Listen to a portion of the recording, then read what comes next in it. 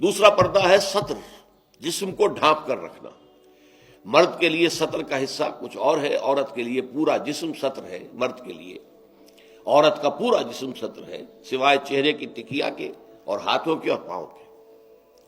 پھر ہے حجاب۔ اگر مسلمان عورت گھر سے باہر نکلتی ہے یا کہیں گھر کے اندر بھی کوئی نامحرم آتے ہیں تو ان سے پھر چہرے کا پردہ بھی لازم ہے۔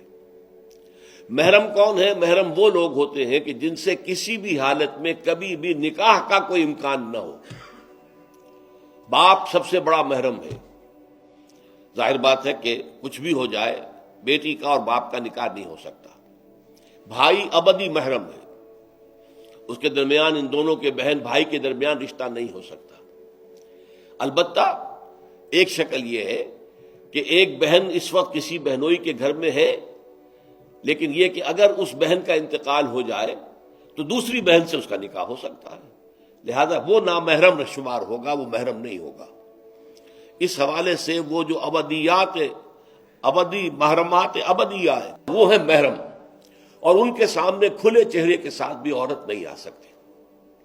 اور محرموں کی فہرست جو ہے وہ سورہ نور کے اندر دے دی گئی ہے، بڑی مفصل اور تفصیلی آیت ہے۔ اور چوتھا پردہ یہ ہے کہ معاشرہ غیر مخلوط ہو، مرد و زن کے مابین اختلاط نہ ہو، مخلوط مجالس نہ ہو، دفتروں میں مل جل کر کام نہ کیا جا رہا ہو، اور کہیں کارخانے میں شانہ بشانہ کھڑے ہو کر کام نہ کیا جا رہا ہو، نہیں، یہ معاملہ غلط ہے۔ بلکہ سیگریگیٹڈ سوسائٹی، عورتوں کے دائرہ کار کسی شے پر پابندی نہیں ہے۔ عورتوں کے لیے تفریح گاہیں بنائیں آپ جس میں صرف عورتیں اور بچے جا سکتے ہو ایک خاص عمر کی حد تک، مرد نہیں جائیں گے۔ مردوں کے لیے تفریح گاہیں علیحدہ ہوں گی، وہاں عورتیں نہیں جائیں گی۔ تو عورتوں اور مردوں کے درمیان عدم اختلاط، مدارس ہے، اسکول ہے، کالج ہے، یونیورسٹیاں علیحدہ علیحدہ بنا دیجئے، پڑھیں وہ بھی، یہ بھی پڑھیں، لیکن مخلوط نہ ہو، مخلوط تعلیم نہیں۔ تو یہ جو ہے غیر مخلوط معاشرت، یہ در حقیقت اسلامی معاشرے کا سب سے بڑا امتیاز ہے، سب سے بڑا علم ہے، سب سے بڑا شعار ہے۔ کوئی بھی غیر مسلم جو ہے اسلامی معاشرے میں آئے گا تو سب سے زیادہ بات جو اسے محسوس ہوگی وہ یہ ہے کہ یہاں عورتیں اور مرد جو ہیں وہ آپس میں ملے جلے ہوئے نہیں ہیں، بلکہ ان کے درمیان ایک گویا کہ بہت بڑا پردہ جو ہے معاشرے کے اندر لٹکا ہوا ہے، سیگریگیشن ہے۔ باقی یہ ہے کہ سطر سے آگے جسم جو ہے وہ صرف زوجین کے سامنے کھلے گا۔ مرد کا سطر صرف بیوی کے سامنے کھلے گا، یا ڈاکٹر اگر کوئی سرجری کرنی ہے تو ظاہر بات ہے کہ اس میں وہ پردہ نہیں ہوگا۔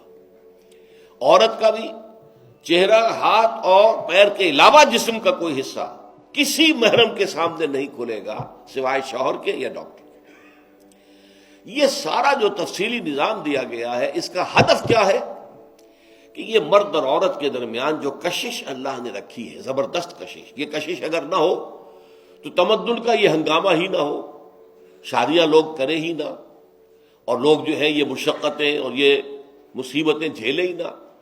اولاد کی پیدائش ہے، پھر ان کی پرورش ہے، پھر انہیں کھلانا پلانا ہے، ان کی تعلیم ہے، ان کی علاج معالجہ ہے، 100 کھکھیڑ ہے۔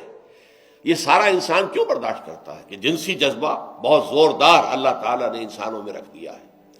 تو جتنا یہ زوردار جذبہ ہے اتنا ہی اسے کنٹرول کرنے کے لیے گھوڑا جتنا منہ زور ہو اتنی ہی مضبوط لگام اس کو دینی چاہیے۔ لہذا اس کے لیے یہ حدود اور قیود عائد کر دیے گئے تاکہ جو سیکشول ارج ہے یا سیکشول اٹریکشن جو کہ جنسی طور پر انسان کے اندر ہے، مرد میں بھی ہے عورت میں بھی ہے، وہ کل کی کل زوجین پر مرتکز ہو جائے۔ شوہر کا وہ پوری سیکشول ارج جو ہے وہ اپنی بیوی پر مرکوز ہو، بیوی کی وہ پوری جو سیکشول ارج ہے وہ اپنے شوہر پر مرکوز ہو، ادھر ادھر نگاہیں نہ بھٹکیں۔ مبادا کہیں جا کر کسی مرد کی نگاہ میں کوئی عورت کھب گئی، اب ظاہر بات ہے کہ آنکھ سے ہو کر وہ تصویر جو ہے نہا خانہ دل میں اتر جاتی ہے، پھر وہ خوابوں میں آئے گی، خیال میں چھائی رہے گی، نتیجہ کیا ہوگا؟ اپنی بیوی کی طرف سے توجہ ہٹ جائے گی۔ وہ جو بانڈ آف لو ہے اور باہمی اٹینشن ہے ایک دوسرے کی طرف شوہر اور بیوی کی، وہ کم ہو جائے گی، اور اس کا نتیجہ کیا نکلے گا کہ خاندان کا ادارہ کمزور ہو جائے گا، جس سے کہ اسلام چاہتا ہے کہ بہت مضبوط ادارہ ہو۔ اس لیے یہ ساری قدغنیں ہیں، یہ سارے ضوابط ہیں، یہ قواعد ہیں، بلکہ اسلامی معاشرے کا جیسا کہ میں نے عرض کیا یہ سب سے نمایاں وصف ہے کہ یہاں مرد و زن کا اختلاط نہیں ہے، کوئی فری انٹر مکسنگ نہیں ہے۔